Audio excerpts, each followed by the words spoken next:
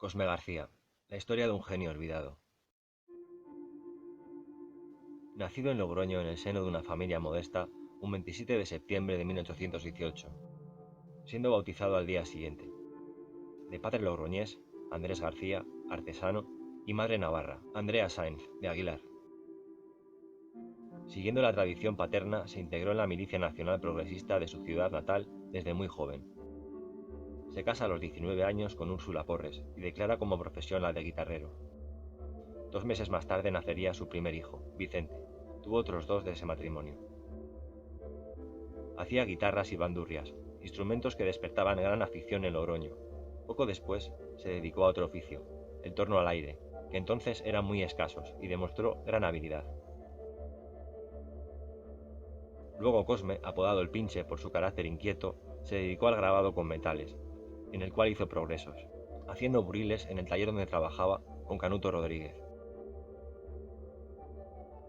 Pero bien pronto don Cosme se forjó en instrumentos y no necesitó a nadie. Entonces trasladó su taller a la calle de San Blas, donde la plaza. En posesión de este oficio, fue a Madrid y se dedicó al grabado para periódicos. Emigra como tantos otros en los mejores años de los riojanos en Madrid, y con su ingenio allí hace fortuna. Una vez allá, a mitad del siglo XIX, fue protegido por un ministro. Sin duda se valió de esta protección para construir el submarino. Pero poco se supo realmente de él, de sus inventos y sus obras. Lo poco que se conocía fue por las pocas noticias que aparecerían en la prensa de entonces.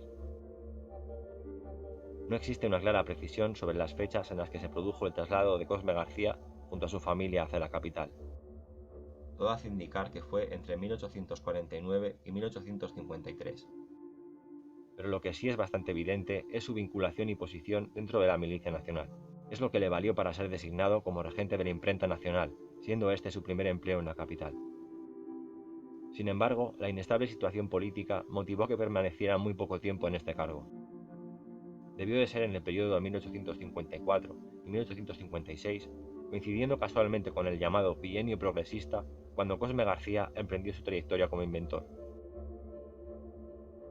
Pero apenas existe información y documentación sobre sus trabajos previos, sus bocetos y ensayos de lo que estaba a punto de vislumbrarse. El 16 de mayo de 1856 patentó sus 3 primeros inventos, un fusil de retrocarga que tras ser examinado fue descartado por el ejército, una imprenta portátil con la que imprimió, entre otras, la gramática griega del catedrático Lázaro Bardón, y una máquina para fechar cartas y otros impresos que significó todo un éxito al ser adoptada como oficial por el entonces joven servicio de correos, durante más de 20 años. En uno de sus viajes para enseñar su manejo y conservación, visitó Barcelona, donde vio el mar por primera vez, y concibió entonces la idea de navegar por debajo de su superficie. Su primer prototipo experimental se construyó en la Maquinista Terrestre y Marítima de Barcelona, y era poco más que un bote de metal cerrado y propulsado por remos articulados desde el interior. De apenas 3 metros de largo, por la mitad de ancho y alto, probado con éxito mediano en aguas del puerto de Barcelona hacia 1858. Con la experiencia acumulada en prototipos, Cosme García se lanzó a la construcción de un modelo mucho más ambicioso, al que bautizó como Garcibuzo. Con unos 6 metros de largo por 2,3 de alto y 1,75 de ancho, también metálico, construido en la citada factoría barcelonesa y probado en el puerto hacia finales de 1858 o comienzos del siguiente. En julio de 1859 ya consta que había sido trasladado el submarino a Alicante y allí siguió un completo programa de pruebas, hasta la oficial el día 4 de agosto de 1860, ante numeroso público y autoridades, que resultó todo un éxito, avalado por el parte del comandante de Marina del puerto. El submarino permaneció sumergido durante 3/4 de hora ininterrumpidamente, y navegó con facilidad y soltura tanto sobre la superficie como por debajo del agua. Pese al interés demostrado y a una entrevista con la misma reina Isabel II, el proyecto no obtuvo ningún apoyo oficial, debido probablemente a que quedó eclipsado por el inmediato pero posterior ictíneo de Narciso Monturiol. Tras patentar su submarino en España, lo hizo en Francia el 5 de mayo de 1861, ofreciéndolo a su marina, entonces interesada por la navegación submarina. Pero al tener los franceses un proyecto propio que no tardó en fracasar, el del español fue relegado. Fracasado su proyecto de navegación submarina y habiendo gastado en él su fortuna ganada con la máquina de correos, Cosme García aún patentó 2 nuevos fusiles más de retrocarga, el segundo de los cuales lo fue el 1 de junio de 1863, y admitido, tras severas pruebas por el ejército, se construyeron de él unas 500 armas en la fábrica de Oviedo, algunas de las cuales se conservan en nuestros museos militares.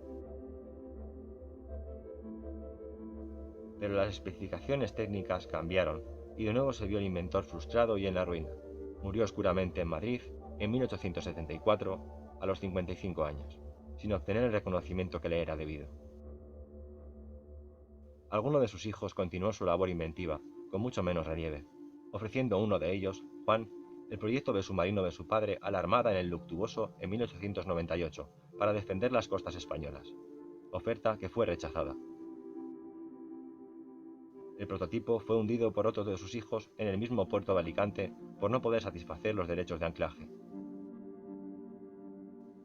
Poco sabríamos de Cosme García de no ser por el académico de la Real Academia de la Historia Agustín Rodríguez, autor del libro Cosme García, un genio olvidado.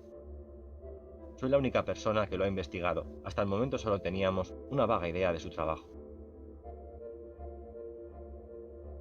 En la actualidad, la Armada ha reconocido el mérito del inventor riojano dando su nombre a 2 de sus submarinos, el A-2 de 1917 y el S-34 de 1972.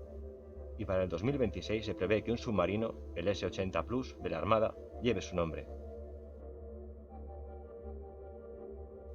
Esta es la historia de Cosme García, la historia de un genio que clama emerger del olvido.